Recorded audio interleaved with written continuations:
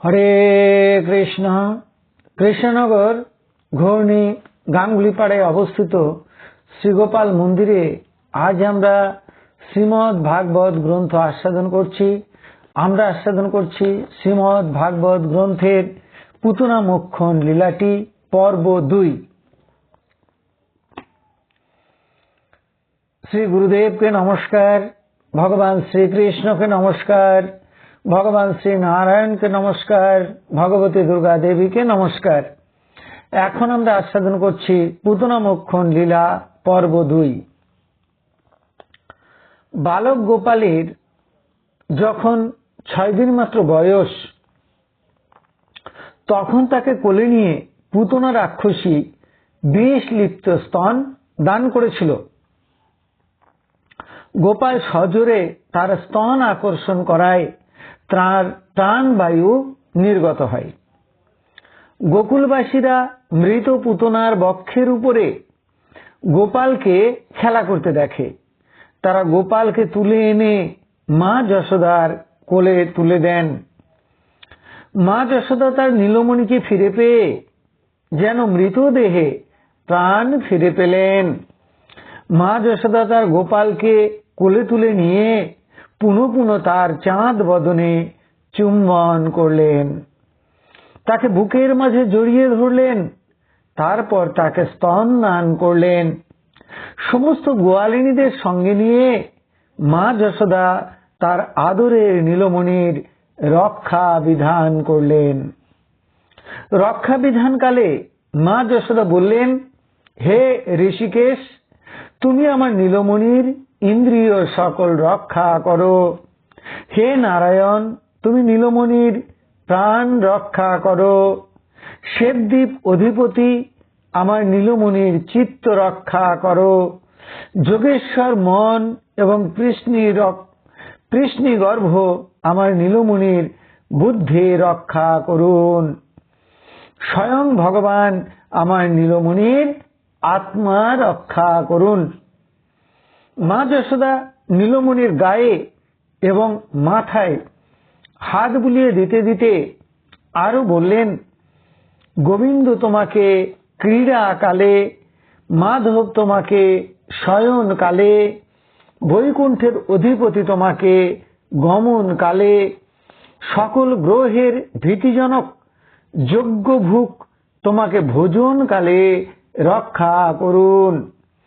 মা যশোদা বললেন, ডাকিনীগণ, রাক্ষসীগণ, কুষ্মাণ্ডগণ, বালঘাতিনী গ্রহগণ, ভূতগণ, পিশাচগণ, যক্ষ এবং রক্ষগণ, বিনায়কগণ, কঠোরা, রেবতী, জ্যেষ্ঠা, পুতনা প্রভৃতি মাতৃকাগণ, উন্মাদ এবং অপস্মার ইত্যাদি দেহ ও প্রাণনাশকারী রোগ সকল, স্বপ্নে দেখা উৎপাত, বৃদ্ধ এবং বালক গ্রহগণ, শ্রী বিষ্ণুর নাম উচ্চারিত হবার সঙ্গে সঙ্গে বিনষ্ট হোক।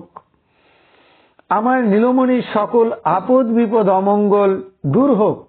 সমস্ত ব্রজবাসী মায়েরা মা যশোদার সঙ্গে সঙ্গে এই সকল বাক্য সকল উচ্চারণ করে নীলমণির রক্ষা বিধান করলেন এবং পুনঃ পুনঃ তারা নন্দনন্দনের দীর্ঘ জীবন কামনা করতে লাগলেন। এইভাবে নীলমণির রক্ষা বিধান করে মা যশোদা তাকে স্তন পান করিয়ে শয্যায় শুইয়ে দিলেন আর নিকটে বসে গোপালের চাঁদ বদনটি দর্শন করতে লাগলেন আর নয়ন অশ্রুতে ভাসতে লাগলেন।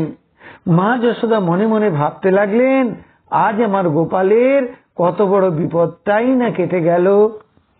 এই সময়ে নন্দ মহারাজ মথুরা থেকে গোকুলে পৌঁছলেন এবং পুতনার ওই বিরাট মৃতদেহটা পড়ে থাকতে দেখে যৎপরণাস্তি বিস্মিত হলেন। নন্দ মহারাজ বলতে লাগলেন, আমার ভাই বসুদেব পূর্ব জন্মে নিশ্চয়ই কোন সিদ্ধ ঋষি বা যোগী ছিলেন, তার বাক্য সত্য।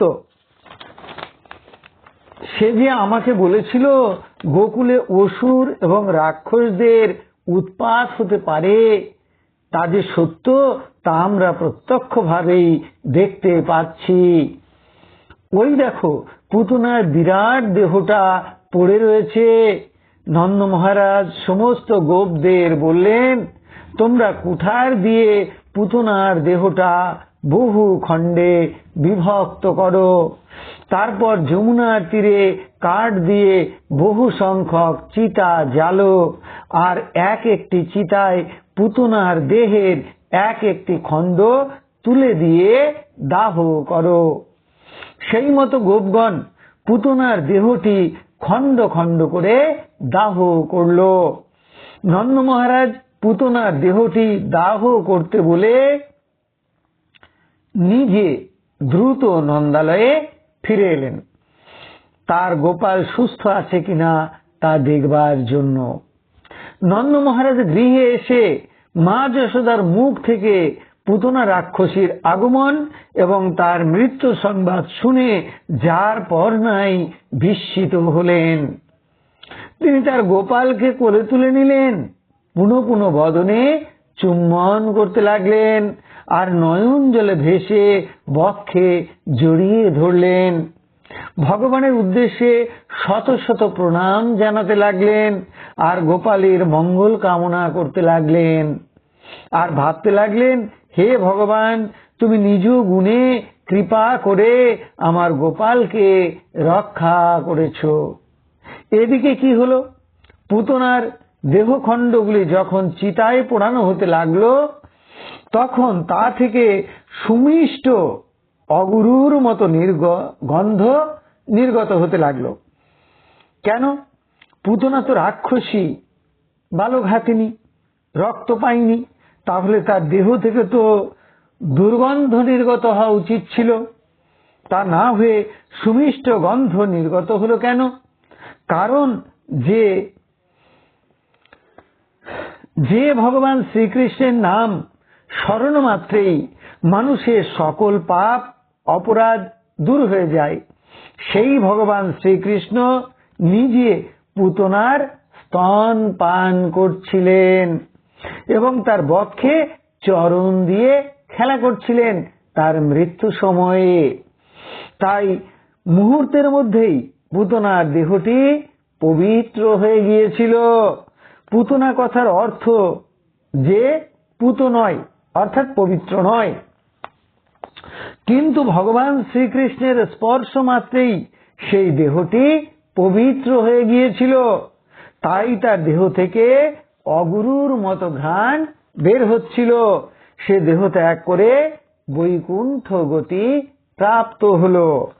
সুখদেব গোস্বামী পাদ বলছেন, দেখুন, পুতনা ভক্ত ছিল না, তার অন্তরে কোনো ভক্তি শ্রদ্ধাও ছিল না ভগবানের জন্য। সে এসেছিল ভগবানকে বধ করবার উদ্দেশ্যে। সে এসেছিল স্তনে বিষ লিপ্ত করে, কিন্তু সে ওই বিষ লিপ্ত স্তন দান করেও মাতৃগতি ধাত্রীগতি পেয়ে বৈকুণ্ঠে গমন করল। কেন?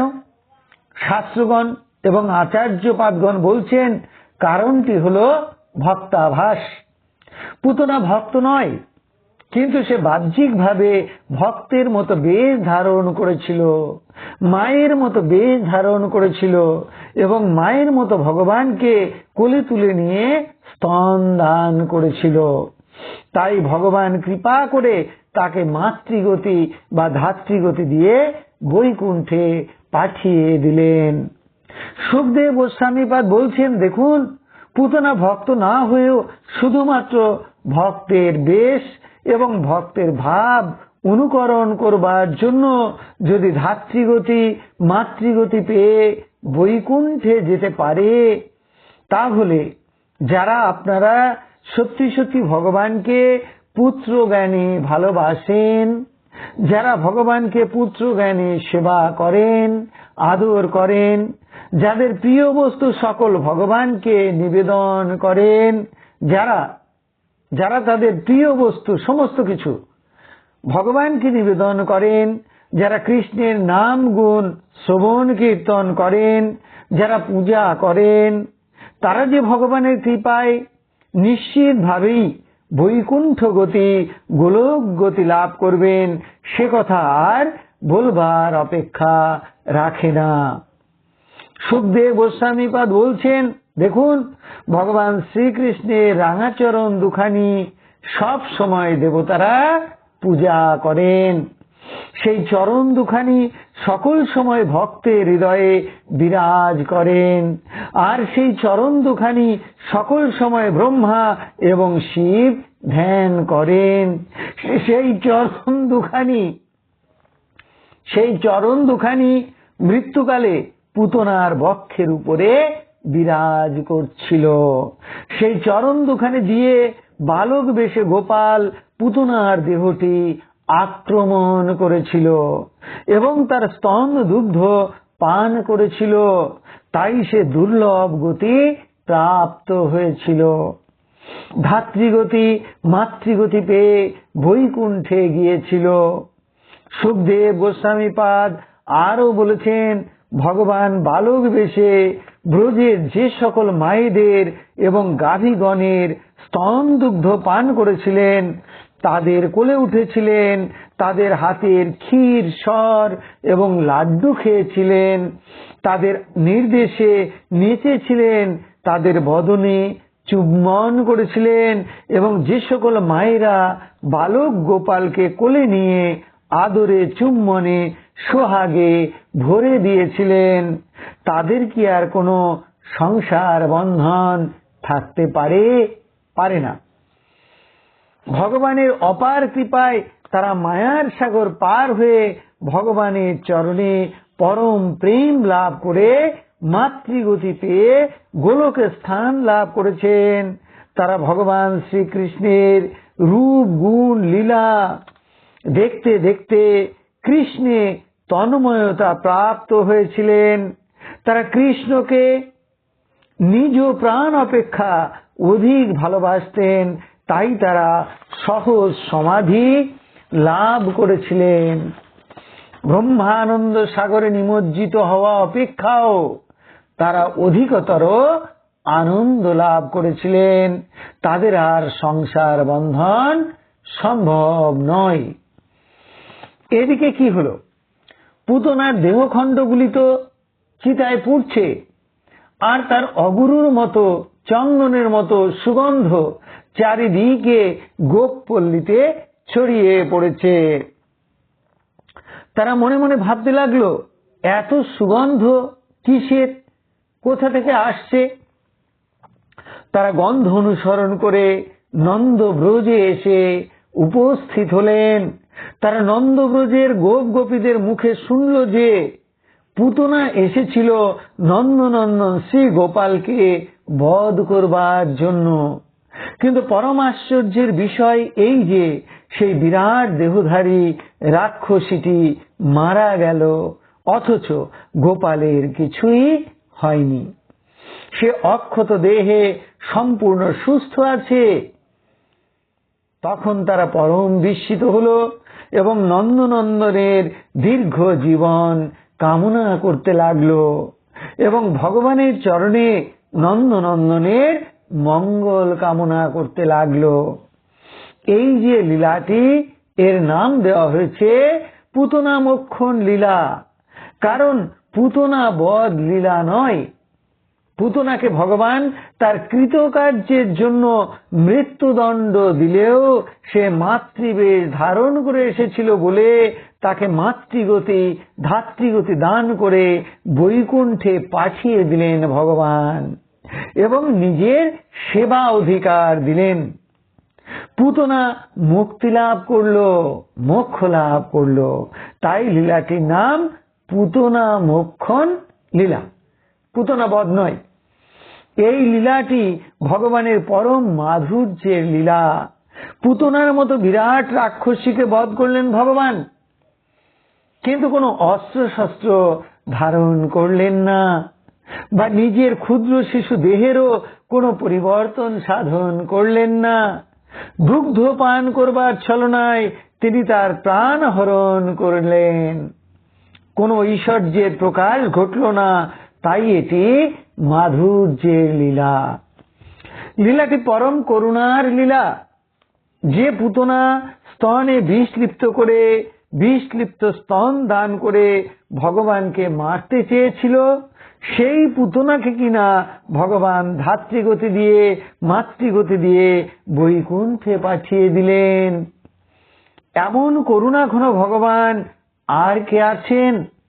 যদি স্মরণ নিতে হয় তবে এমন কৃপাময়, ভক্তবৎসল, ভক্তরক্ষক, ভক্তপালক ভগবান শ্রীকৃষ্ণেরই স্মরণ নিতে হবে। এ কথাই ঘোষণা করলেন সুখদেব গোস্বামীপাদ। সুখদেব গোস্বামীপাদ বললেন, যারা পুতনা মোক্ষণ রূপ লীলা কথা শ্রদ্ধা সহকারে শ্রবণ করবেন তারা ভগবান শ্রীকৃষ্ণের চরণে পরম ভক্তি লাভ করবেন। পুতনা মোক্ষণ লীলাটি শুনতে থাকুন। আগামী পর্বে আমরা পুতনার পূর্ব জন্মের কথা আলোচনা করব। তাহলে এতক্ষণ আমরা পুতনা মোক্ষণ লীলার দ্বিতীয় পর্বটি আস্বাদন করলাম। এখন আমরা ভগবান শ্রীকৃষ্ণের চরণে প্রার্থনা জানাচ্ছি, হে কৃষ্ণ কৃপা সিন্ধু, এ নাও তুমি আমার দেহ, এ নাও তুমি আমার মন, এ নাও তুমি আমার প্রাণ, এ নাও তুমি আমার আত্মা, এ নাও তুমি আমার জীবন যৌবন যথা সর্বস্ব। হে কৃষ্ণ কৃপা সিন্ধু, এই দেহ মন প্রাণ আত্মার দ্বারা অনুষ্ঠিত সমস্ত কর্ম তোমার কর্ম, এ সকল কর্মের ফল তোমার। এ দেহ মন প্রাণ আত্মার মধ্য দিয়ে তোমার ইচ্ছায় তুমি পূর্ণ করো। হে কৃষ্ণ কৃপা সিন্ধু, তুমি আমার পিতা, তুমি আমার মাতা, তুমি আমার পুত্র, তুমি আমার কন্যা, তুমি স্থাবর জঙ্গম কীট পতঙ্গ লতা পাতা, রূপে রূপে প্রতিরূপে তুমি বিরাজিত। তুমি ব্যতীত এই ত্রিভুবনে আর কিছু নেই। হে কৃষ্ণ কৃপা সিন্ধু, তোমার আতুল চরণে পুনরায় কোটি কোটি নমস্কার। তুমি আমাদের শুদ্ধা ভক্তি দাও, ব্রহ্ম জ্ঞান দাও, সকলের কল্যাণ করো, সকলের মঙ্গল করো। হরে কৃষ্ণ। আপনারা সকলে ভালো থাকুন, সুস্থ থাকুন, আনন্দে থাকুন।